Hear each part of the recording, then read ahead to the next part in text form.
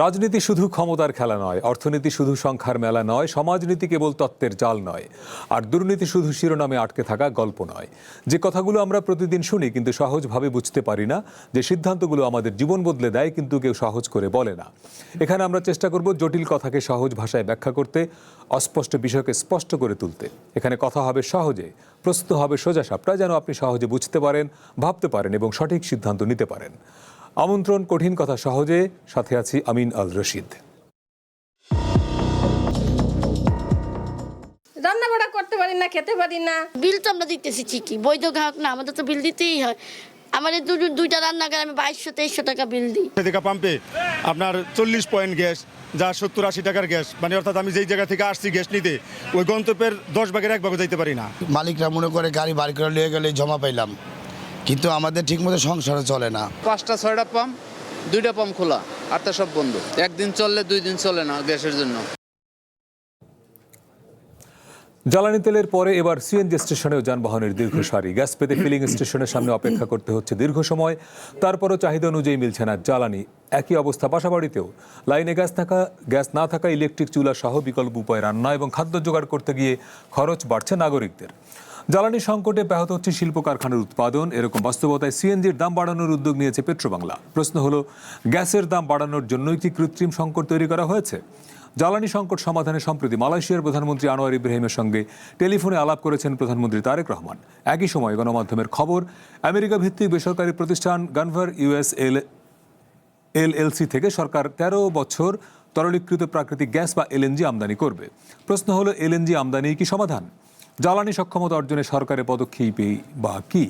এসব নিয়ে আজকে আমাদের আয়োজন। আমাদের সঙ্গে স্টুডিওতে আছেন Bangladesh knitwear manufacturers and exporters association BKME এর সভাপতি মোহাম্মদ হাতেম। আপনাকে স্বাগত। আছেন জ্বালানি ও টেকসই উন্নয়ন বিশেষজ্ঞ অধ্যাপক ডক্টর ইজাজ হোসেন। আছেন সাংবাদিক অরুণ কর্মকার, যিনি জ্বালানি খাত নিয়ে দীর্ঘদিন ধরেই কাজ করছেন। আপনাদের সবাইকে স্বাগত।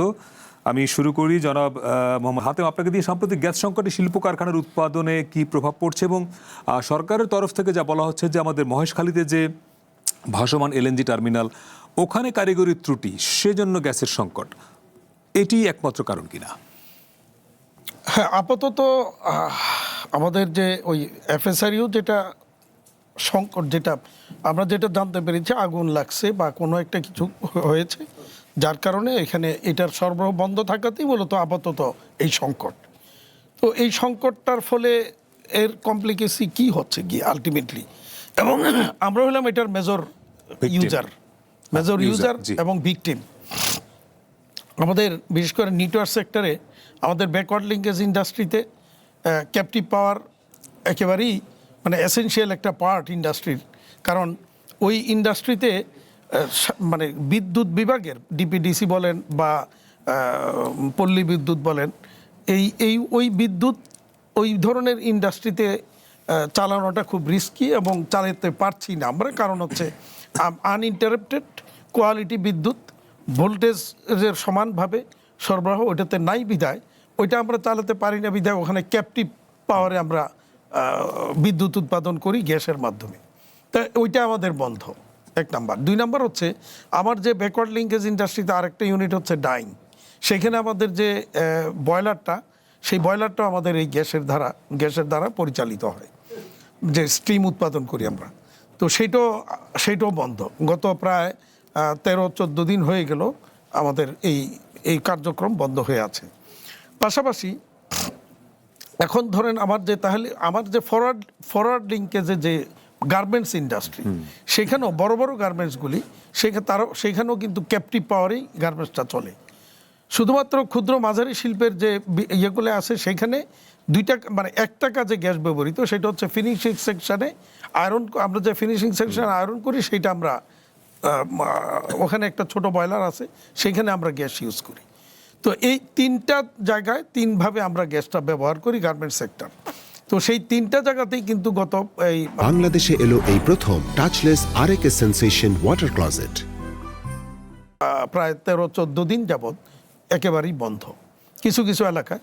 আর আপস্ট্রিমে গেলে পরে ওখানে হয়তো ওই 1, 1.5, 2 ওখানে প্রেসারে আছে, সেইটা চলতেছে ওইভাবে। বাকি নারায়ণগঞ্জের যদি ধরেন আপনার ফতুল্লা শিল্পাঞ্চল বা তার ওইদিকে মুক্তারপুর পর্যন্ত, এদিকে সাভার, আশুলিয়া, মানিকগঞ্জ, ওইদিকে কালিয়াকৈর, গাজীপুর, ময়মনসিংহের ভালুকা, এই অঞ্চলটা পুরাটাই গ্যাস সরবরাহ বলতে পারেন একেবারেই বন্ধ। গতকালকেই আমাদের টেলিভিশনে আমরা একটা প্রতিবেদন প্রচার করলাম নরসিংদীর। সেখানে আমরা দেখানোর চেষ্টা করলাম যে অনেকগুলো কারখানা বন্ধ হবার উপক্রম। এখন এই গ্যাস সংকটের কারণে ফ্যাক্টরিগুলো বন্ধ কি হয়ে হচ্ছে আমি সেটা একটু বলছি। এখন মনে করেন এই যে 10-15 দিন মানে ফ্যাক্টরি উৎপাদন বন্ধ, এবং গতকালকে আমরা মন্ত্রী মহোদয়ের সাথে কথা বললাম, সেখানে যেটা মন্ত্রী মহোদয় যেটা বললেন, মানে 8 থেকে 10 তারিখ নাগাদ গিয়ে এটা হয়তো স্বাভাবিক হবে। তার মানে প্রায় ধরেন 20 থেকে 22-23 দিন যাবৎ আমাদের উৎপাদন বন্ধ থাকবে। তাহলে এটার প্রথম ইয়েটা যেটা ধাক্কাটা খাবো আমরা এই অগাস্ট মাসে গিয়ে প্রথম 7 কর্মদিবসে যে শ্রমিকের বেতনটা দিতে গিয়ে আমরা প্রথম ধাক্কাটা খাবো। কারণ এই কয়দিনের উৎপাদন না হওয়াতে আমি যে শিপমেন্ট দিয়ে ব্যাংকের ডকুমেন্টস দিয়ে টাকাটা নিতাম সেইটা আমি পারছি না, 1 নাম্বার। 2 নাম্বার হচ্ছে তাহলে শ্রমিকের বেতনটা ইন টাইম দিতে না পারলে এমনিতেই দেখেন অনেকে বেতন দিতে পারে না, এরপরে এরকম একটা অসন্তোষ তৈরি হবে, অসন্তোষ ঘটতে পারে। 2 নাম্বার হচ্ছে যে এই শিপমেন্টটা যখন আমি টাইমলি দিতে পারছি না, তখন বায়ার আমাকে প্রেসার ক্রিয়েট করবে যে তুমি মাল এয়ারে দাও, অথবা যদি এয়ারটা কোনো রকম মাপ নিতে পারি তাহলে বলবে ডিসকাউন্ট দাও। তো এয়ারে দিলে আমার টোটাল ভ্যালুর 50% কমপক্ষে এয়ার ফ্রেট দিতে হয়, আর যদি আমি ডিসকাউন্ট দিই 25 থেকে 30% ডিসকাউন্ট দিতে হবে। তাহলে দুইটাই কিন্তু আমার জন্য আমার শর্টফল হচ্ছে, আমার লস হচ্ছে, এবং আমার মূল পুঁজি থেকে টাকাটা সরে যাচ্ছে, ব্যাংকে একটা শর্টফল তৈরি হবে। আলটিমেটলি আমার এই অর্ডারের যে ব্যাক টু ব্যাক এলসির পেমেন্ট দিতে গেলে তখন আমি পেমেন্ট দেওয়ার জন্য পর্যাপ্ত পরিমাণে টাকা থাকবে না, ফলে ব্যাংক সেখানে আমাকে ফোর্স লোন করবে, ওভারডিউ হবে, নানা রকমের কমপ্লিকেসি বা সংকট তৈরি হবে তখন। আর দ্বিতীয়ত হচ্ছে আমি পরশুদিন আমি একটা বড় ব্র্যান্ডের কাজ করি, সেই ব্র্যান্ডের সাথে পরশুদিন বসলাম। আমার যে পরিমাণ অর্ডার আমার সাথে এই নেক্সট সিজনের জন্য দেওয়ার কথা ছিল, প্রায় $62 লাখ আর 62 লাখ পিসের মতো, সেখানে 1/3 সে কাট করে দিয়েছে, যে 1/3 দিবে না, মানে এটা কেন 2/3। এটা হচ্ছে তার হলো যে তোমার যে প্রোডাকশনের এই যে এখন যে পরিস্থিতি, তাতে গিয়ে তুমি আমার যে নির্ধারিত সময়ে ভয় পাচ্ছে, হ্যাঁ নির্ধারিত সময় তুমি আমাকে এটা পুরাটা দিতে পারবে না, তাহলে তুমি কমায় নাও। তাহলে এই যে আমাকে কমিয়ে দিচ্ছে, আমি তো টার্গেট করে রাখছি যে আমি এই তার কাছ থেকে আমি এই অর্ডারটা পাবো, ওই অনুযায়ী আমি মার্কেটিং করেছি। তাহলে দেখা যাবে পুরা সিজনটাই আমার একটা লেস ক্যাপাসিটিতে আমাকে রান করতে হবে, আর লেস ক্যাপাসিটি রান করা মানেই হচ্ছে লস। মিনিমাম 80% ক্যাপাসিটিতে যদি আমাদের ইন্ডাস্ট্রি না চলে তাহলে একেবারেই মানে লসে। এই প্রসঙ্গে আসবো আপনার কাছে অরুণ কর্মকার। এই সংকটের মধ্যেই সম্প্রতি প্রধানমন্ত্রী তারেক রহমান মালয়েশিয়ার প্রধানমন্ত্রীর সঙ্গে টেলিফোনে কথা বলেছেন এবং সহায়তা চেয়েছেন, এবং মালয়েশিয়ার যে রাষ্ট্রীয় তেল গ্যাস কোম্পানি পেট্রোনাস তারা একটা প্রস্তাব দিয়েছে যে তারা সিলিন্ডার পদ্ধতিতে আমাদেরকে গ্যাস দিতে চায়, যেটা 7 থেকে 10 দিনের মধ্যে আসবে এবং স্পেশালি ইন্ডাস্ট্রিতে এটা যাবে। প্রশ্নটা হলো যে মালয়েশিয়া থেকে আপনি গ্যাস আনলেন, কিন্তু সেটার দাম কত হবে, এবং আলটিমেটলি হাতেম ভাইরা যে ক্রাইসিসের মধ্যে আছেন এই সংকট সমাধানে আসলে কোনো ভূমিকা রাখবে কিনা? ধন্যবাদ। এটা এক কথায় বলতে গেলে তেমন কোনো কার্যকরী ভূমিকা রাখবে না, তবে একেবারে আপনার ঘরে আগুন লেগে গেছে, এখন যেটুক পানি পান আপনি দিতে তো হবে, সেই রকম একটা ব্যাপার। আপনি সিলিন্ডারে এখন কিছু আনতে পারেন, সেটা বেশি দাম হবে, তারপরও ইন্ডাস্ট্রিগুলি যদি সেটা নিয়ে যদি কিছু চলে, মানে বেশি দাম দিয়ে জ্বালানি কিনতে গেলে তার প্রোডাকশন কষ্ট তো বাড়বে। এটা একেবারেই অল্প সময়ের জন্য। আচ্ছা, এইটা দীর্ঘমেয়াদে ভাবার কোনো কারণ নাই বা ভাবা উচিত হবে না। কেমন এখন একেবারে নাই, সেই জায়গায় আমি সরকার ভর্তুকি দিয়ে দিবে, কেমন। তো এটা এখন যেটা কথা মূল সেটা হলো যে এখন যে 2 সপ্তাহ ধরে যে ক্রাইসিসটা তৈরি হয়েছে সেটার কারণ একটা দুর্ঘটনা, একটা এফএসআরইউতে সমস্যা হয়েছে, আগুন টাগুন লেগে কিছু পুড়ে গেছে, এটাতে আরও আমাদের 10 দশেক সময় লাগবে সরকারের ভাষ্য অনুযায়ী। সরকারের ভাষ্য মানে ওই এক্সিলারেট এনার্জির ভাষ্য। তা এখন এটা একটা দুর্ঘটনা কখনো কখনো যে কোনো সময় যে কোনো সেক্টরে হইতে পারে, কেমন, কিন্তু সেটার জন্য যে ক্রাইসিস সেটা তো আর মিথ্যা না বা সেটা পাশ কাটিয়ে যাওয়ার কোনো সুযোগ নেই। কিন্তু এই দুর্ঘটনার আগেও তো সমস্যা ছিল, ক্রাইসিস ছিল। মানে জ্বালানি খাতের সমস্যা তো আজকে নতুন না। নতুন না।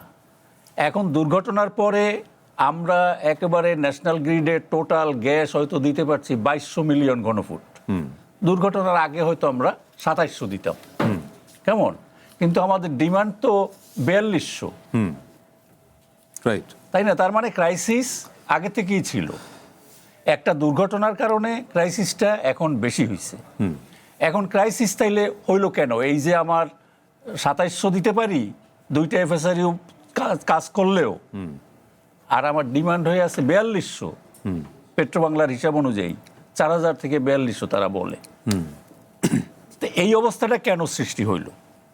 সৃষ্টি হলো এই কারণে যে এটা দীর্ঘদিন এই জ্বালানি সেক্টরের টেকসই উন্নয়ন যেটাকে বলে, একটা সাস্টেনেবল জায়গায় নিয়ে যাওয়া, সেইটা করা হয় নাই, সেইটা অবহেলা করা হয়েছে। একটু আগে ইজাজ ভাইয়ের সাথে কথা হয়েছিল এই প্রোগ্রামে আসার একটু আগে, যে এটা তো আমরা 10-12 বছর ধরে এটা পত্রপত্রিকায় লেখালেখি, সেমিনার, সভা সমিতিতে বক্তৃতা, কেমন পোস্ট এডিটোরিয়াল লেখা, সব জায়গায় এই কথাটা বলা হয়েছে যে এই গ্যাস ক্রাইসিস কিন্তু আসতেছে আসতেছে আসতেছে, জ্বালানি সেক্টরে কোনো কাজ হচ্ছে না। কিন্তু সেটা যে কারণেই হোক এটা অবহেলিতই রয়ে গেছে। অবহেলিত থাকলো কি এলএনজি ব্যবসার জন্য?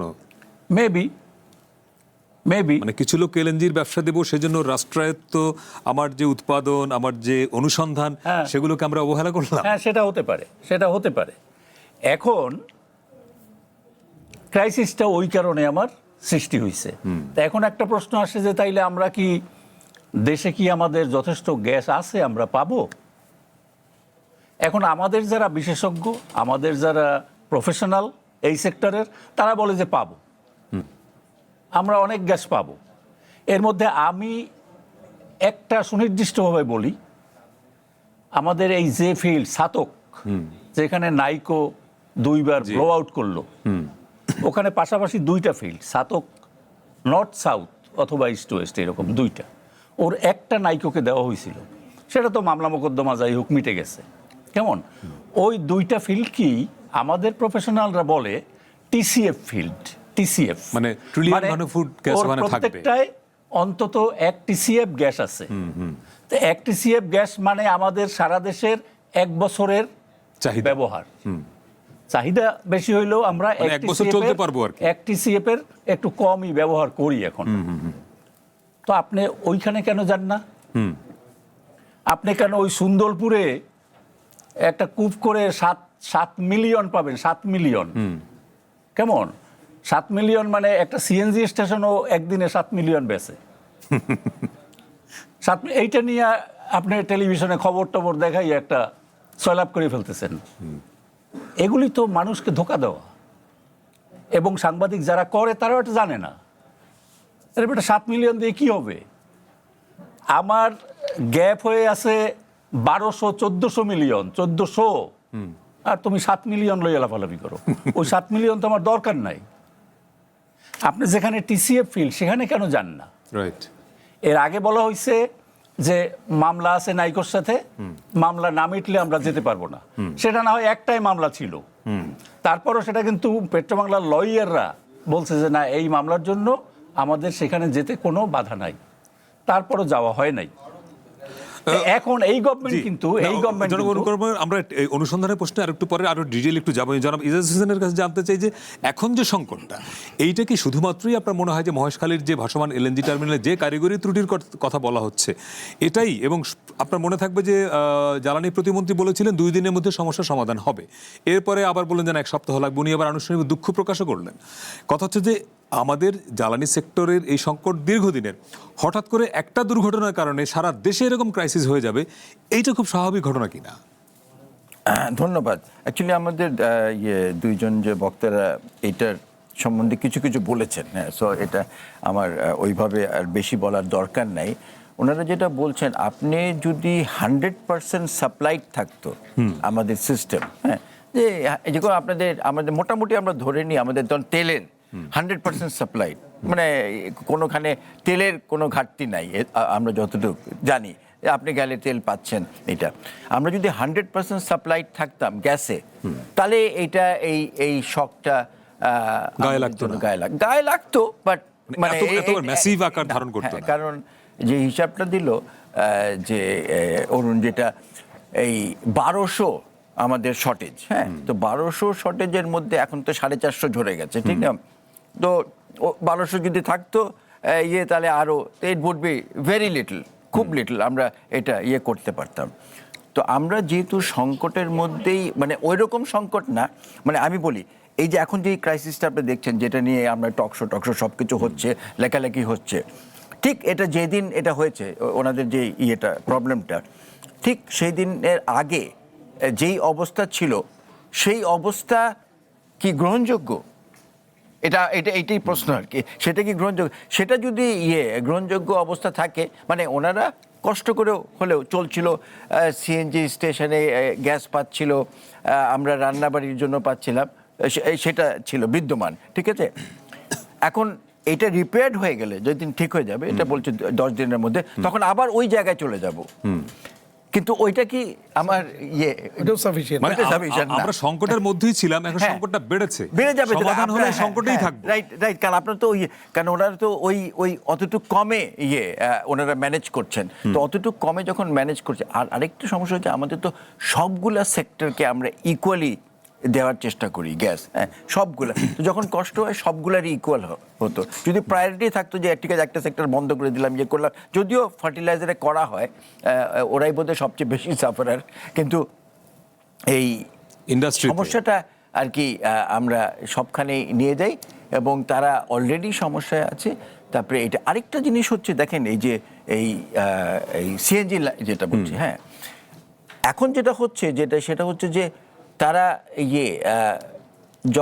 আগে যেটা ছিল ওই অনেক ঘন্টা পাচ্ছে না, যখন পাচ্ছে তাদের খুবই অল্প পাচ্ছে না, যখন পাচ্ছে। এখন যেটা হচ্ছে যখন পাওয়া আরম্ভ করছে তখন লাইনে প্রেশারই নেই, মানে অলমোস্ট সো এই সিচুয়েশনটা অ্যারাইজ করে যখন আপনার অত্যন্ত কমে যায় সাপ্লাই, হ্যাঁ, এখন যেটা করে গেছে।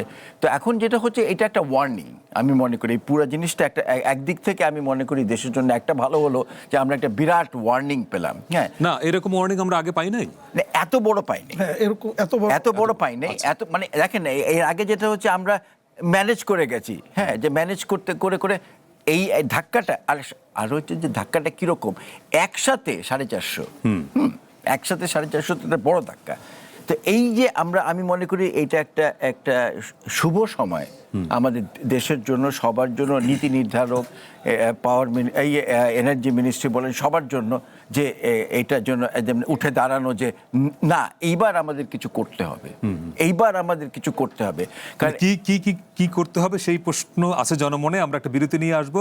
আপনি খেয়াল করবেন যে বিডি নিউজের একটা স্টোরি দেখলাম আজকেই, আরও একাধিক গণমাধ্যম করেছে, যে পেট্রোবাংলা অলরেডি গ্যাসের দাম বাড়ানোর প্রস্তাব করেছে, এবং আজকেই নাহিদ ইসলাম এনসিপির আহ্বায়ক, তিনি হুঁশিয়ারি দিয়েছেন গ্যাসের দাম বাড়ানো হলে পেট্রোবাংলা ঘেরাও করা হবে। আমরা বিরতির পর এই প্রসঙ্গ দিয়ে আলোচনা করব যে তাহলে এই যে চলমান সংকটের পেছনে গ্যাসের দাম বাড়ানোর একটা তৎপরতা আছে কিনা। কারণ আমরা সম্প্রতি দেখেছি যে তেলের দাম যখন বাড়ানো হলো তার পরের দিন পেট্রোল পাম্পের যানবাহনের লাইন উধাও হয়ে গেল।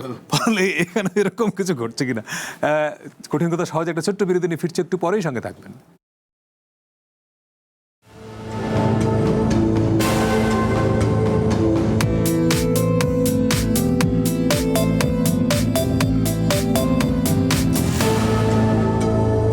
বাংলাদেশে এলো এই প্রথম টাচলেস আরএকে সেন্সেশন ওয়াটার ক্লোজেট।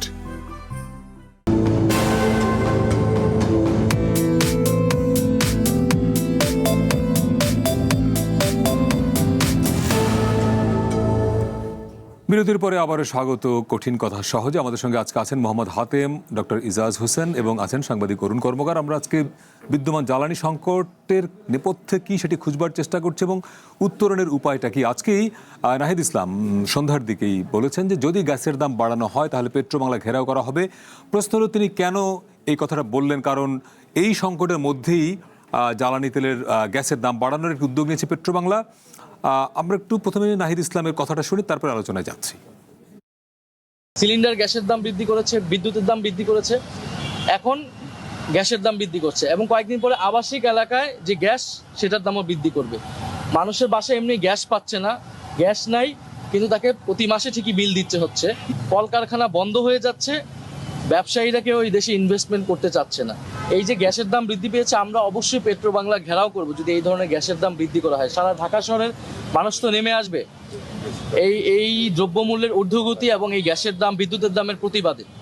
এবং সরকার যদি মনে করে যে তারা এইভাবে দেশ পরিচালনা করবে, এটা সম্ভব না। জনাব মোহাম্মদ হাতেম, এই প্রশ্নটা জনমনেও আছে যে আমরা দেখলাম যে সম্প্রতি যখন তেলের ক্রাইসিস হলো, কয়েক কিলোমিটার দীর্ঘ তেলের লাইন, সেটি যেদিন তেলের দাম বাড়ানো হলো পরের দিন লাইন উধাও। এখন এই যে যখন সংকট চলছে, আপনারাও একটু আগে বললেন যে কি পরিমাণ প্রোডাকশন ফল করছে, এর মধ্যে পেট্রোবাংলা বলছে গ্যাসের দাম বাড়াবো। তার মানে কি এই সংকট সৃষ্টির পেছনে এই গ্যাসের দাম বাড়ানোর একটা পায়তারা থাকতে পারে? সন্দেহটা তো ওই জায়গাতেই তৈরি হলো যে পেট্রোবাংলা এই সময় এসে গ্যাসের দাম বাড়ানোর কথা কেন বললো। তার মানেই তাহলে যে প্রশ্নটা আসছে, জনমনের যে প্রশ্নটা আসছে, এবং গত কয়েকদিন এটা নিয়ে আলোচনা হচ্ছিল যে ওখানে যে ইয়েতে আগুন লাগলো, যে এফএসআরও যেটা নষ্ট হলো, তাহলে এটা কি সাবোটাস? এটা কি কেউ তাহলে পরিকল্পিতভাবে করিয়েছে যে এরপরে পেট্রোবাংলা দাম বাড়ানোর প্রস্তাব দিয়ে ওখানে এটার ক্রাইসিস, একটা সংকট তৈরি করে এরপরে দাম বাড়াবে? এবং যেটা বললো যে নাহিদ যেটা বললো যে বাড়ালে পেট্রোবাংলা ঘেরাও করবে, তো এই ধরনের সিচুয়েশনে সরকার যাচ্ছে কেন? সরকার তো এখানে যে বিকল্প ব্যবস্থা আমরা অনেক দিন যাবতই বলেছিলাম, গত সরকার আমলে দেখেন আমরা এই ইন্টারিম গভর্নমেন্টের সময় আমরা বলেছিলাম যে একটা অফিসারই অন্তত যাতে রিজার্ভ রাখে এই ধরনের সংকট মোকাবেলা করার জন্য। তখন কিন্তু এটা নিয়ে আলোচনা হয়েছিল, কিন্তু তখন এই প্রস্তাবটাকে নাকচ করে দেওয়া হয়েছিল। যদি এটা আরও 1-1.5 বছর আগেই যদি এই থার্ড এফএসআরওটা আনার চেষ্টা করা হতো, তাহলে অন্তত এখন যেটা মাননীয় মন্ত্রী মহোদয় কালকে আমাদের জানালেন, পরশুদিনই ওনারা সিদ্ধান্ত দিয়েছেন যে একটা থার্ড এফএসআরও আনা হবে এবং এটার কার্যক্রম শুরু করেছেন। আমরা ধন্যবাদ জানাই সরকারকে যে এরকম একটা সংকটের মধ্যে এসে অন্তত থার্ড এফএসআরওটাকে রিজার্ভ হিসেবে রাখার জন্য ওনারা উদ্যোগ নিয়েছেন। এবং মাননীয় প্রধানমন্ত্রী যেটা এর আগে আমরা শুনতেছিলাম যে উনি মালয়েশিয়ার প্রধানমন্ত্রীর সাথে কথা বলেছেন। হ্যাঁ, এইগুলি হয়তো সাময়িক একটা সমাধান হতে পারে, বাট লং টার্ম সলিউশনের জন্য যেটা ওনারা হয়তো বলবেন, উনি বিশেষজ্ঞ আছেন, উনিও বলবেন যে আমরা যেটা বারবার বলার চেষ্টা করছি দুইটা জায়গায়। একটা হচ্ছে যে প্রথমত হলো ইমিডিয়েট সলিউশন, মানে সমাধানের জন্য যেটা এলএনজি আমদানি করে অন্তত সরবরাহটা নিশ্চিত করা, আমাদের যতটুকু অন্তত দরকার। এমনিতেই সংকটের মধ্যেই আমরা ছিলাম, বাট ওখান থেকে আমরা কি করি, আমরা ওই সিলিন্ডারে করে কাভার্ড ভ্যানে সিলিন্ডার বসিয়ে 10-15টা সিলিন্ডার বা 20টা সিলিন্ডার সেট করে ওইটাতে ভরে আমরা গ্যাস নিয়ে রেখে দিই। যখন লাইনের গ্যাস থাকে না তখন ওইটা নিয়ে আমরা, তাও এটা ওই শুধু ফিনিশিং সেকশনে যে আয়রনগুলি চলে সেটার কাজে আমরা ব্যবহার করি, আর ডাইংয়ে বা ইয়েতে কিন্তু ওইটা দিয়েও চলে না।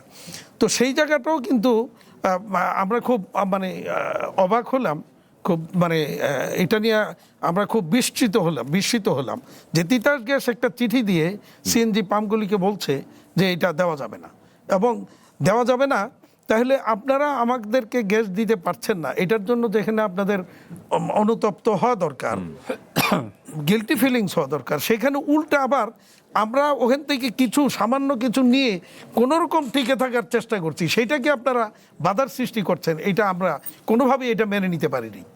আমি এটা নিয়ে জ্বালানি সচিব এবং মন্ত্রী মহোদয়কে গতকালকে এটা বলার চেষ্টা করেছি, তিতাসের এমডির সাথে কথা বলেছি, তো ওনারা বলছেন যে না, বাধা হবে না, কিন্তু আবার ওই চিঠিও দিচ্ছেন। তো এখন প্রশ্ন হচ্ছে যে আমরা এই যে সংকট, এই সংকটে আলটিমেটলি আমরা তো এই সংকট মোকাবেলা করতে করতে আপনি দেখেন অনেকগুলি ইন্ডাস্ট্রি ইতিমধ্যে বন্ধ হয়েছে, যেটা পত্রপত্রিকা আপনাদের। নাহিদ ইসলাম বলছিলেন যে কেউ ইনভেস্ট করতে সাহস করছে না। সাহস করছে না, ইনভেস্টমেন্ট তো নাই। আপনি দেখেন ওই যে গত বছর যেটা গত ইন্টারিম গভর্নমেন্টের শুরু সময় একটা ইনভেস্টমেন্ট সামিট হলো, সফল একটা সফল ইনভেস্টমেন্ট সামিট হয়েছে আয়োজনের দিক থেকে এবং পার্টিসিপেশনের দিক থেকে, কিন্তু আলটিমেটলি তারপরে ইনভেস্টমেন্ট কত টাকা আলটিমেটলি রেজাল্ট জিরো। কারণ তো ওইটাই, জ্বালানি দিতে না পারলে ইনভেস্ট করবে কি? জ্বালানি সংকট, বিদ্যুৎ সংকট, ব্যাংকগুলি নানাভাবে মানে সংকট তৈরি করছে, নানাভাবে ব্যবসায়ীদের টাকা হাতিয়ে নিচ্ছে, মানে বিভিন্ন ইস্যুতে কার্যক্রম বন্ধ করে দিচ্ছে। এরপর আবার কাস্টমসের নানা রকমের রং পলিসি, ট্যাক্সেশনের রং পলিসি ইত্যাদি নানা ইস্যু। কেউ আর ইনভেস্টমেন্ট করতে, বিদেশি তো আসেই নেই, দেশের যারা তারাও কিন্তু ইনভেস্টমেন্টটা আগ্রহ হারিয়ে ফেলেছে। এবং আমাদের মধ্যে যারা আমাদের যে ক্যাপাসিটি বাড়াবার চিন্তা করছিল তারাও কিন্তু থেমে গেছে, কারণ ক্যাপাসিটি বাড়িয়ে তো গ্যাস তো আমি পাবো না, আমি তো উৎপাদন করতে পারবো না, যার কারণে ওইটা বন্ধ। এখন এই পরিস্থিতিতে দেখেন যেটা বলতেছিলাম যে আলটিমেটলি কনসিকুয়েন্সগুলি কি দাঁড়াচ্ছে, ব্যবসায়ীরা কোথায়, নানা রকমের সংকট তো আসবেই। এরপরে দেখা যাবে যে এই গ্যাসের কারণে উৎপাদন না হওয়ার কারণে, শিপমেন্ট দিতে না পারার কারণে ব্যাংকে যে ইনস্টলমেন্ট ঋণের কিস্তি, কিস্তি তো শোধ করতে হবে, সেটাও ফেল করবে। তো ফেল করলে তখন দেখা যাবে যে সে ক্লাসিফাইড হয়েছে, আর যেদিন ক্লাসিফাইড হইলো ওই দিন থেকে তার সকল কার্যক্রম বন্ধ। তার মানে এটা সামগ্রিক অর্থনীতিতে এটা একটা ভয়ঙ্কর প্রভাব পড়বে। জনাব কর্মকার, আমেরিকা থেকে 13 বছর তরলীকৃত প্রাকৃতিক গ্যাস বা এলএনজি আমদানি করবে সরকার, এরকম একটা খবর এসছে। আমরা বহুদিন ধরেই এটা বলছি যে বাংলাদেশের জ্বালানি খাতকে যে আমদানি নির্ভর করে ফেলা হলো, তার পেছনে একটা বড় কারণ ছিল কিছু কোম্পানিকে, কিছু ব্যবসায়িক গ্রুপকে এলএনজি ব্যবসার সুযোগটা দেওয়া। তো এখনো সেই প্রক্রিয়ার মধ্যেই দেশটা থাকলো কিনা? মানে 13 বছর আমেরিকার একটা কোম্পানি থেকে আপনি এলএনজি আমদানি করবেন নিজের দেশের গ্যাসের সক্ষমতা বা জ্বালানি সক্ষমতা না বাড়িয়ে, বলে এর অর্থটা কি, মানে যুক্তিটা কি? না, বিষয়টা এটা একেবারে ওরকম না। এমনি আপনি আমদানি নির্ভর করে ফেলা হয়েছে সেটা ঠিক, কেমন? এখন সে আমদানি নির্ভর করে ফেলা হলো কেন? এলএনজি ব্যবসার জন্যই তো, নাকি? মেবি হতে পারে, সেটা আমি আগেও বলছি যে হইতে পারে ব্যবসার জন্য হইতে পারে। আপনি যে এই সুন্দরপুরে যে খোরাখুরি করেন 7 মিলিয়নের জন্য, আর সাতকে যান না, সেটাও একই কারণ, কেমন? এখন আমরা একটা জানি যে আমাদের অর্থনৈতিক কার্যক্রম, শিল্প ইত্যাদি যথেষ্ট প্রসার ঘটছে, কেমন? শুধু আমাদের দেশের জ্বালানি সম্পদ দিয়ে এইটা আমরা পরিচালনা করতে পারবো না। আপনি আমদানি করবেন, বাট সেটা কত পার্সেন্ট আমদানি করবেন? হ্যাঁ, কেমন?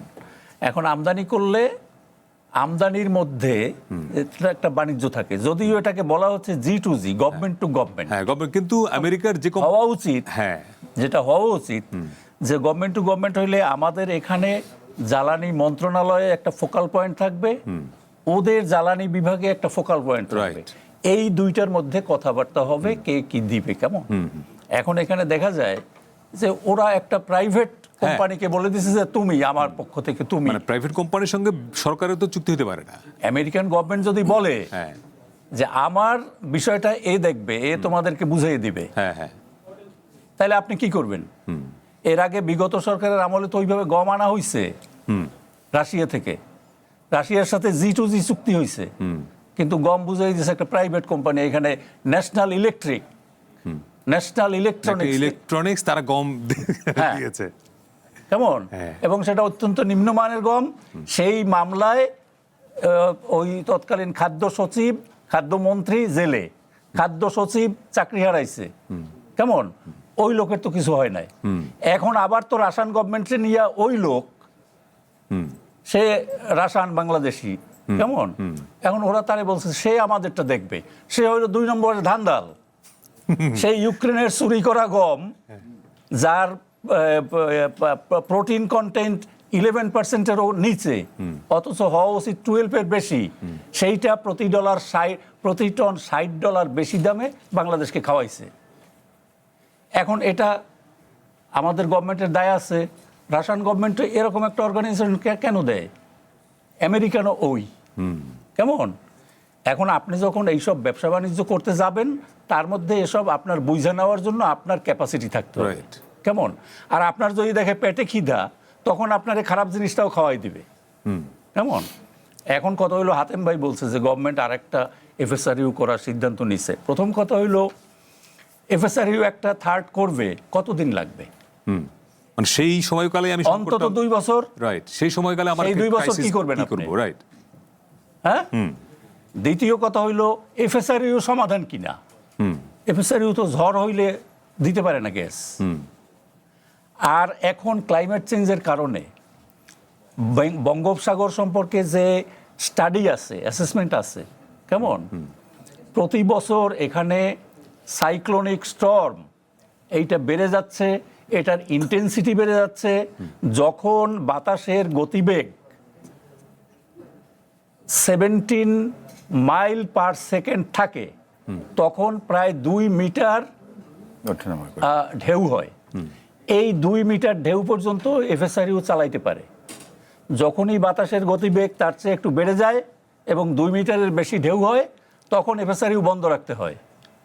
এরকম তো কয়েকবার আমাদের এখানে আসে ঝড়, তখন আপনি কি করবেন? না, তার মানে আলটিমেটলি এফএসআরইউ সমাধান না তো। না, শোনেন, ওখানে ল্যান্ড বেসড হতে পারে। তারপরে হইলো এই সমস্যাটা, তারপরে হইলো যে আপনি এফএসআরইউ কয়টা করবেন? এখন যে আপনার 1200-1400 ঘাটতি, যদি আপনি আমদানি করে মিটাইতে চান, 2-3টা আপনার করতে হবে এবং এর মধ্যে ডিমান্ড বাড়তে থাকবে। কেমন? দেশেও আপনি করলেন, তারপরে তো অন্তত 2টা এফএসআরইউ করতে হবে। যদি এফএসআরইউ তুই সমাধান চান, তাইলে এখনই 2টা শুরু করতে হবে। এখন এফএসআরইউ যেহেতু সমস্যা আছে, এবং ওই স্টাডি হইলো যে আগামী 30 বছরে এই যে বাতাসের গতিবেগ, এটা বাড়বে পার সেকেন্ড 33 মিটার হবে। তার মানে এফএসআরইউ পিছনে আপনি যখন ইনভেস্ট করেন, সেটা তো দীর্ঘমেয়াদের লস। এক মিনিট 17তে আপনি টিকে থাকতে পারেন, হবে 33 পার সেকেন্ড, 33 মিটার। তখন আপনি কেমনে টিকবেন? তখন ঢেউ হবে 10 মিটার। রাইট। না জনাব, আচ্ছা শোনেন, ইজাজ ভাই অলরেডি বলছে মাঝখানে যে ল্যান্ড বেস করতে তো আপনার 10 বছর লাগবে। আপনার ভূমি অধিগ্রহণই তো লাগবে, কবে করতে পারবেন ঠিক নাই। বাংলাদেশের সকল প্রজেক্ট এইটা বিলম্বিত হওয়ার একমাত্র সবচেয়ে বড় কারণ হইল ভূমি অধিগ্রহণ। আপনার প্রচুর ভূমি অধিগ্রহণ করতে হবে। তাইলে কি ভাবেন, আরো বিকল্প পৃথিবীতে কিন্তু আছে।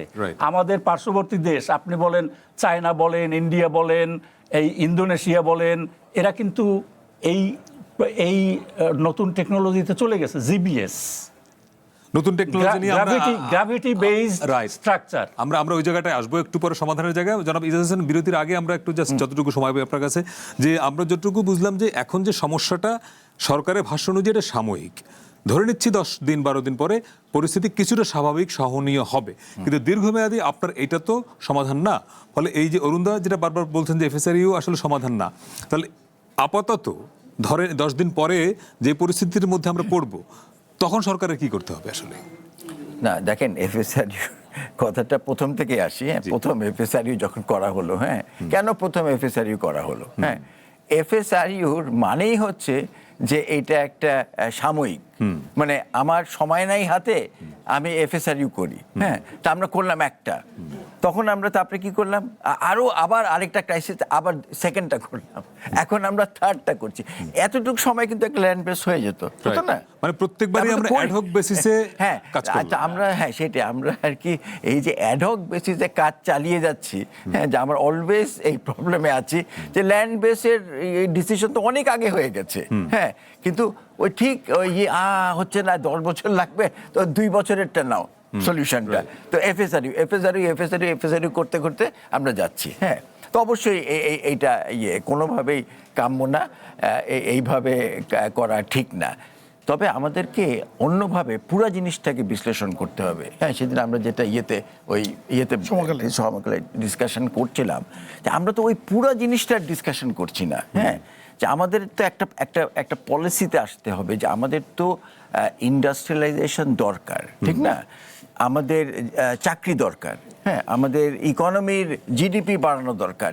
তো এইগুলার জন্য একটা সুষ্ঠু থাকবে, এই সুষ্ঠু প্ল্যানের মধ্যে আমরা তো ওই প্ল্যানের মধ্যে থাকবে যে আমি এই এতটুকু গ্যাস আর এতটুকু এনার্জি এই ফর্মের আমরা ইন্ডাস্ট্রির জন্য নিশ্চিত করব, ঠিক আছে? দাম যা হবে সেই হবে, আগের থেকে জানিয়ে দিতে হবে, হ্যাঁ। তারপরে তারা ওইটা বুঝে তারা ইন্ডাস্ট্রি করবে। সমস্যা হয়ে গেছে কি, দেখেন আমরা যদি 3 বছর আর 4 বছর পিছনে যাই, হ্যাঁ, ওনাদেরকে মন্ত্রীরা তখনকার অ্যাডভাইজার মন্ত্রী তারা বলছে আপনাদের কোনো চিন্তা নাই, আপনারা ইন্ডাস্ট্রি করেন, আমাদের দায়িত্ব, আমরা আপনাদেরকে গ্যাস দেব, এটা বলেছে, প্রথমে বলেছে। তারপরে ওটা দিতে পারে নাই, তারপরে হচ্ছে কি ওনাদের গ্যাস 14 টাকা থেকে 30 টাকায় নিয়ে গেছে, হ্যাঁ, 12 টাকা থেকে 30, 12 টাকা 30 টাকা, তো 30 টাকায় থামে নাই। তারপরে বলেছে কি ঠিক আছে আপনারা যেহেতু ওল্ড নিয়ে আপনারা 30 টাকা দেন, কিন্তু নতুন যারা আসবে তাদের 40 টাকা। বেচারা 40 টাকা নিয়ে বসে আছে, তাদেরকে তখন কানেকশনও দেওয়া হচ্ছে না, ঠিক না? তাহলে এইরকম আমরা কেওসের থেকে তো বাড়াতে হবে। আমরা এই সরকারের কোনোই দোষ নেই এগুলা, হ্যাঁ, কিন্তু কথা হচ্ছে যে এই সব কিছু তাদের ঘাড়ে এসে পড়েছে। আমরা কিন্তু এটা বলা বলি করছিলাম অনেকে, এই যে দেশের এই অবস্থা, দিস দ্যাট, এর পরের সরকার কিন্তু এইসব ঝামেলা নিয়েই দেশকে সরকার দায়িত্ব নেওয়ার পরপরই বলেছে তো যে তারা একটা ভঙ্গু অর্থনীতির কিন্তু কথা হচ্ছে, বাট স্টিল মানে ইটস লাইক কি বলে, এটা তো আপনাদেরকে সলভ করতেই হবে, এবং করছে। আমি বলবো না যে করছে না, অনেক স্টেপস নিয়েছে, এগুলো যদি সফল হয় তাহলে হবে। কিন্তু এই পিরিয়ডটায় তো সাফারিং এর পিরিয়ড যাচ্ছে, এই পিরিয়ডে আমি সরকারকে বিনীত অনুরোধ করব আপনি ইন্ডাস্ট্রির দিকে তাকান, কারণ ইন্ডাস্ট্রিটাকে মানুষ ঘরে রান্নাটা সামহাউ ম্যানেজ করে নিবে, হ্যাঁ। তারপরে ফার্টিলাইজারও কেনা যায়, আমি তো বলছি না পার্মানেন্টলি এই সময় কেনা যায়, হ্যাঁ, ইভেন বিদ্যুতে লোডশেডিং করা যায়, হ্যাঁ। ওর বলে যে ইন্ডাস্ট্রি আপনি বন্ধ রাখতে পারবেন না, উচিত না, মানে অবভিয়াসলি উচিত না, কারণ আমরা আমাদের দীর্ঘমেয়াদী সলিউশনে যেতে হবে। একটা ছোট্ট বিরতির সময় হলো দর্শক, আমরা আমদানি নির্ভর, আমি ওই জায়গায় আমরা এখন কত পার্সেন্ট করি? এখন আমরা 65-তে চলে গেছি। 65 10 বছর আগে 25-এ ছিলাম, 25%। আগামী 10 বছর পরে 80% হবে। এইটা 80 কি আগামী 10 বছর, আমার ডেটা দেখাচ্ছে 3 থেকে 5% প্রতি বছর বাড়ছে। এটা তো কোনো ভয়ঙ্কর না। একটা বিরতি নিয়ে আসছে, তবে ওই দিক থেকে আমরা রিনিউয়েবল করতে পারি। বিরতি নিয়ে ফিরছে, একটু পরে সঙ্গে থাকবেন।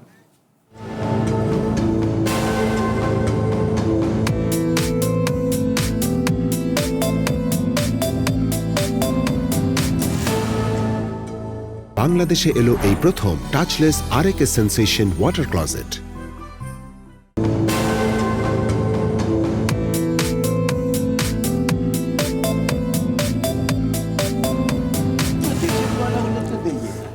বিরতির পরে আবারও স্বাগত কঠিন কথা সহজে। আমরা আজকে গ্যাস সংকট নিয়ে কথা বলছি এবং এর সমাধান খুঁজবার চেষ্টা করছি। আমাদের সঙ্গে আছেন ব্যবসায়ী নেতা মোহাম্মদ হাতেম, আছেন অধ্যাপক ইজাজ হোসেন এবং আছেন সাংবাদিক করুণ কর্মকার। জনাব ইজাজ হোসেন, আপনি বিরতির আগে বলছিলেন যে আমাদের জ্বালানি আমদানি এখন 65%, এবং আপনার হিসাব বলছে যে আগামী 3-4 বছরের মধ্যে এটা আরও বাড়বে, এবং একটা সময় গিয়ে 90% বেশি যদি আমদানি করতে হয়, তখন আমাদের দেশের অর্থনীতির অবস্থা কি হবে? আমরা এত জ্বালানি কিনবো, এত টাকা কোত্থেকে আসবে? সেই কারণেই তো এখন এই অসুবিধাগুলো হচ্ছে, মানে এই যে ডলারের অসুবিধা, এইটার অসুবিধা তো এখন থেকে আরম্ভ হয়ে গেছে। তো অ্যাকচুয়ালি আমরা 90% রিচই করতে পারবো না, কারণ তার আগেই আমরা এমন ধাক্কা, এমন টাইট হয়ে যাবে যে আমরা ওই জায়গায় রিচ করতে পারবো না। তাহলে দেখেন, তাহলে আমাদের তো এটাকে খুব স্ট্রংলি আমাদের আমলে নেওয়া উচিত যে আমাদের আমদানি নির্ভরতা কমাতে হবে। আমার প্রতি বছর আমদানি বাড়ছে, আর কমাতে হবে। আমদানি নির্ভরতা কমাতে গেলে আপনার তো নিজস্ব উৎপাদন বাড়াতে হবে। অ্যাবসলিউটলি, এবং এইটার জন্য সরকার নিয়েছে, হ্যাঁ, এতদিন পরে, কারণ দুইটা বড় বড় জিনিস চলছে। একটা হচ্ছে গ্যাসের এক্সপ্লোরেশন চলছে, অফশোরে বিডিংটা দেওয়া হয়েছে, এবং এত করা হয়েছে, ইনসেন্টিভ দেওয়া হয়েছে যে আমরা এক্সপেক্ট করতে পারি এইবার বিড পড়বে। আরেকটা হচ্ছে সরকার বলেছে, পারুক আর না পারুক, তারা বলেছে যে 20% তারা 30-এর মধ্যে রিনিউয়েবল এনার্জি করবে, হ্যাঁ। আমি তো মনে করি 20 না পারলে 10-এর উপরে গেলেই একটা ভালো এফেক্ট আমরা দেখতে পারবো আমাদের মধ্যে 10% হলে। আর ওই দিকে যদি আমরা 10%-এর মতো গ্যাস আমরা করতে পারি, তাহলেই কিন্তু আমরা এটা মানে আমদানিটাকে করলাম আর কি, আমরা ওই 90-এর দিকে যাবে না। তারপরে ধীরে ধীরে আমরা এখন আপনার অঙ্কে যেটা যদি সত্য হয় 65%, এখন এই মুহূর্তে 65, তো হাইলি রিস্ক। রিস্কি, আমরা তো খুব ভয়ঙ্কর ঝুঁকির মধ্যে আছি তো। না না, দেখেন না, আমদানি নির্ভর এতখানি হওয়ার কারণেই তো আমি আমদানি করতে পারছি না। কারণ আমি তো আমদানি করতে, শুনেন, এই সমস্যাটা আরম্ভ হলো কবে? ইউক্রেন রাশিয়া ওয়ারের সময়। ইউক্রেন রাশিয়ার ওয়ারের সময় আমাদের কত 44 বিলিয়ন আশ্চর্যজনক একটা রিজার্ভ ছিল। হ্যাঁ, কেউ কল্পনাই করতে পারে না বাংলাদেশের মতো এরকম একটা রিজার্ভ থাকতে পারে। 48 বিলিয়ন ছিল। 48 বিলিয়ন, হ্যাঁ, সেইটা কমে আপনার যদি মনে থাকে 20 বিলিয়নে এসে গেছিল, 20 বিলিয়ন। ইন্টারিম গভর্নমেন্ট অন্য যাই করুক না কেন একটা করে কাজ করে গেছে, যে এটাকে ঠেকা দিয়েছে, ঠেকা দিয়ে এটাকে বাড়াতে বাড়াতে বোধহয় 33 এখন ওই জায়গায় আছে, একটু বোধহয় বেড়েওছে বোধহয়। হ্যাঁ, 35 বিলিয়ন হ্যাঁ, হয়েছে। এটা খুবই ভালো, এটা খুবই ভালো, এটা আমাদের বাঁচার জন্য ভেরি ইম্পর্টেন্ট। কিন্তু দেখেন, এটার সাথে সাথেই আমাদের এনার্জির কথাটা চিন্তা করতে হবে। হ্যাঁ, শুধু আমার রিজার্ভে দেখলে হবে না।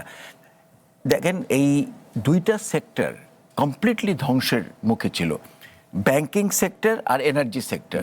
আর যত কিছু হেলথে আপনি যা দেখেন সব কিছু ইম্পর্টেন্ট, বাট এইটার সাথে কোনো ইম্পর্টেন্সের তুলনা হয় না, ব্যাংকিং আর এনার্জি। তাহলে যেই সরকারই নতুন আসুক না কেন, যারা এসছে, তাদের অবশ্যই অবশ্যই এই দুইটা সেক্টরকে সবচেয়ে গুরুত্ব দিয়ে আমাদেরকে এটা করতে হবে। এই যে আমদানি নির্ভর শিল্প, যেটাকে এটাকে কমাতে আমাদের যত কিছু যা করতে হয় ফর দ্য নেক্সট 2-3 ইয়ার্স আমাদেরকে করতে হবে। আর ব্যাংকিং সেক্টরকে, এবং এই সময়ের মধ্যে যারা মোহাম্মদ হাতেম, আমরা বিরতিতে বলছিলাম যে হাউস হোল্ডে গ্যাস চাপ কম থাকলে মানুষ নানা উপায়ে হয়তো ম্যানেজ করে, কিন্তু আপনার ইন্ডাস্ট্রিতে যদি আপনি জ্বালানিটা না পান, সামগ্রিক অর্থনীতি কলাপস করবে। ফলে এই সময় এই যে সংকটকালে মানে গ্যাসের মানে যেটা চাহিদা আপনার, সেটির কাছাকাছি পাওয়ার জন্য সরকারের কাছে কোনো মানে প্রস্তাব দিয়েছেন কিনা? আমাদের সাথে মাননীয় প্রধানমন্ত্রীর সাথে সেভারাল টাইম এই বিষয়গুলো নিয়ে কথা হয়েছে, এবং উনি এই ব্যাপারে অত্যন্ত সচেতন এবং দায়িত্ব নিয়েই কথা বলেছেন, এবং ইতিমধ্যে উনি সমাধানের নানা কৌশল নিয়ে কথা বলেছেন সরকারের বিভিন্ন ইয়ের সাথে, মানে মন্ত্রী পর্যায়ে, এবং ওনারা কাজ করছেন এটা নিয়ে। আমরা আশাবাদী। না, মানে বিকল্পটা কি? হ্যাঁ, বিকল্প যেটা প্রথমত হলো যে আমরা যেটা বারবার আগেও বলে আসছিলাম, যে দেশীয় উৎস থেকে গ্যাস সংগ্রহের মানে আমাদের উৎপাদন বাড়াতে হবে। হ্যাঁ, উৎপাদন বাড়ানো, এটা ওনারা উদ্যোগ নিয়েছেন, যেটা দীর্ঘ 15 বছর 17 বছর বন্ধ ছিল, সেই উদ্যোগটা ওনারা নিয়েছেন আবার। এটা একটা মানে ভালো সংবাদ। দ্বিতীয়ত হচ্ছে যে ইমিডিয়েট সমাধানগুলি, ইমিডিয়েট স্বল্প মেয়াদী সমাধানের জন্য ওনারা উদ্যোগ নিয়েছেন। স্বল্প মেয়াদী সমাধান তো আসলে এলএনজি। হ্যাঁ, এলএনজি, সেটা উদ্যোগ ওনারা নিয়েছেন। এবং যেটা এজাজ ভাই যেটা বললেন, যে এই আপনার বাসাবাড়িতে গ্যাস যদি সরকারের এই লাইনের সাপ্লাই যদি না হয়, সিলিন্ডারে দিয়ে কিন্তু বাসাবাড়িতে রান্নাবান্না করা যাবে। আপনার যখন এরকম ক্রাইসিস হয়, সিলিন্ডারের দামও তো বাড়ে। হ্যাঁ, বাড়ে। কিন্তু শিল্পে কিন্তু আপনার এই প্রস্তুতিটা কিন্তু নিয়ে আসতে পারে সরকার, যে এই সমস্যাটা হতে পারে। সো এলএনজির একটা বাফার স্টক, এটা কিন্তু কিছুদিন আগে একটা অরাজকতা হয়েছিল, এবং এলপিজির বাফার স্টকের কথা কিন্তু আমরা বলছি, বারবার বলছি, ওনারা কিন্তু উদ্যোগ নিয়েছে। হ্যাঁ, কারণ আমি যারা পাইপলাইনের গ্যাস ব্যবহার করে, তারা তো চাইলেই সিলিন্ডার নিয়ে ব্যবহার করতে পারবে না। এলপিজি অ্যাসোসিয়েশন মহেশখালীতে একটা জায়গা চায়, তারা বড় ওখানে স্টক করবে। কেমন, এটা আলোচনা আছে। আচ্ছা, এখন আপনার সারেও যদি আপনি না দেন, সার আমদানি করেও কিন্তু মিট আপ করা যাবে, প্রয়োজনটা মিট আপ করা যাবে। আবার বিদ্যুতেও আপনি যদি বিকল্প, এখন যেটা আপনার রিনিউয়েবল এনার্জির দিকে আমরা যাচ্ছি, বা কোল বেজ এনার্জি যদি যাই, তাহলে বিদ্যুতেরও বিকল্প হইতে পারে। কিন্তু ইন্ডাস্ট্রিতে কিন্তু গ্যাসের বিকল্প কিছু নেই, কারণ আমার যে বয়লার, আমার যে ক্যাপটিভ, ফিউচারের ইন্ডাস্ট্রি, আমাদের প্রাইম মিনিস্টার বলেছে, ফিউচারের ইন্ডাস্ট্রি কিন্তু অন্যভাবে বিল্ড করতে পারে তারা। হ্যাঁ, যারা এটা কিন্তু করা দরকার। তো বিকল্প এখন থেকে আমাদেরকে বিকল্প চিন্তা করতে হবে, কি করা যেতে পারে। এই বিষয়গুলি নিয়ে যদি আমরা আলোচনা করে সিদ্ধান্ত নিয়ে যদি এগোতে পারি, তাহলে হয়তো মানে একটা পরিকল্পনা নিয়ে এগোতে হবে। আপনি বিরোধী আগে বলা শুরু করেছিলেন, শেষ করতে পারেন না। তবে আমরা খুব আশাবাদী যে সরকার এই জায়গাটাকে আবার খুব বেশি ভালো গুরুত্ব দিচ্ছে। আচ্ছা, যাক, সেটা নিশ্চয়ই আশার সংবাদ। আপনি একটা বিকল্পের কথা বলছিলেন অরুণ কর্মকার, যে এখন আমাদের যে ট্র্যাডিশনাল পদ্ধতিতে ইন্ডাস্ট্রিগুলো চলে, এই সিস্টেম থেকে বা এই পদ্ধতি থেকে বেরিয়ে আসতে হবে। মানে সেটা কি? না না না, সেটা ইন্ডাস্ট্রি না। আমি একটা কথা বলি যে এই যে সারের বিষয়টা যত সহজে আমরা বলে দিই যে সার আমদানি করা যাবে, না করলেও করা যাবে, সারের সাথে যে খাদ্য নিরাপত্তাটা জড়িত, জি, কেমন, এবং বাংলাদেশের মতো একটা জনবহুল দেশে খাদ্যটা কত গুরুত্বপূর্ণ, খাদ্য আমদানি করে চলা এটা যে সম্ভব না, এটা সবার বুঝতে হবে। নিশ্চয়ই ইন্ডাস্ট্রি নির্ভর করা যাবেই না, নিশ্চয়ই ইন্ডাস্ট্রি নাম্বার ওয়ান। কিছুটা তো নির্ভর আছি আমরা, দুধ ইম্পোর্ট করতে হয়, তেল ইম্পোর্ট করতেই হচ্ছে। আচ্ছা, আমি যেটা বলি সেটা হলো ইন্ডাস্ট্রি বিকল্প থেকে বেরোই আসা না। আমি বলি যে আমি প্রায় 4 বছর আগে একটা জাতীয় দৈনিকে আমি একটা আর্টিকেল লিখছিলাম, পোস্ট এডিটোরিয়াল, যে আমাদের জ্বালানি খাত দীর্ঘমেয়াদী সংকটে পড়ছে, এখান থেকে 10 বছরে উঠে আসার কোনো সম্ভাবনা নাই। কেমন, আমি কথাটা আবারও বলছি, 10 বছরের ধরেন 4 বছর চলে গেছে, আরও 10 বছরেও হবে না। কেমন, যদি আমরা ট্র্যাডিশনাল ওয়েতে ভাবতে থাকি। কারণ আমার দেশে, আমার গভর্নমেন্টের এত ক্যাপাসিটি নাই যে দেশের জ্বালানি সম্পদ খুব বেশি উন্নতি করে ফেলবে, কারণ এখানে ইনভেস্টমেন্টের দরকার আছে। যদি করতে হয় তাইলে একটা কম্প্রিহেন্সিভ প্ল্যানে যেতে হবে। আপনি গভর্নমেন্ট কি করবে, গভর্নমেন্ট মানে ধরেন বাপ, এক্সপেক্টর বাংলা ইত্যাদি, কেমন, আপনি প্রাইভেট সেক্টরকে দিবেন কিনা, আপনি বিদেশিদেরকে দিবেন কিনা, আপনি কয়লা উত্তোলন করবেন কিনা, কেমন, আপনি এনার্জি ইম্পোর্ট করবেন, তেল তো আমার নাই, তেল সব আনতে হবে, এলএনজি এলপিজি আমার নাই, এলপিজি আনতে হবে, হ্যাঁ, কেমন। এখন এলএনজি কতটুকু আনবেন, এইখানে হইলো আপনার সবচেয়ে গুরুত্বপূর্ণ সিদ্ধান্ত নেওয়ার ব্যাপার। কারণ আপনি যদি দেশের গ্যাস যত বাড়াইতে পারবেন, এলএনজি তত কম আনতে পারবেন। তেল এবং এলপি গ্যাস এটাতে কোনো সুযোগ নাই, ওটা আপনার 100% আনতে হবে। এখন যদি আপনি এলএনজিটা কন্ট্রোল করতে চান যে কম আনবেন, তাইলে একদিকে দেশের গ্যাস উত্তোলন, আর একদিকে এলপিজি এলএনজি সেক্টরটাকে কিভাবে এফিশিয়েন্ট করা যায়, সেইখানে আমি বলছি যে আমাদের এফএসআরইউ ইজ নট সমাধান, এফএসআরইউ না। এর পরের টেকনোলজি হলো জিবিএস, গ্র্যাভিটি বেসড স্ট্রাকচার। এটা হিউজ স্ট্রাকচার, আপনি একটা সমুদ্রেই বসবে, জায়গা লাগবে না, ল্যান্ড লাগবে না, একদম 30 সেকেন্ড পাবো।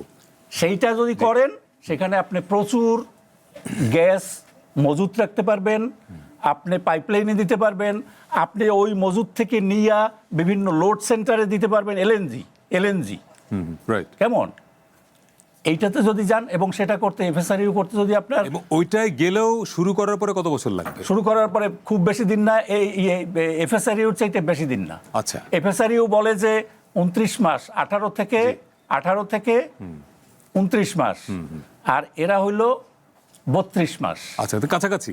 সেটা আমাদের সাস্টেইনেবল মানে সমাধানের জন্য আপনি একটা করলে 4টা এফএসআরইউ সমান। জি, অনেক অনেক ধন্যবাদ। আমরা যেটি প্রত্যাশা করি যে জ্বালানির যে আমরা দীর্ঘমেয়াদী সংকটে পড়লাম, এটা সমাধানও লাগবে আসলে দীর্ঘমেয়াদী।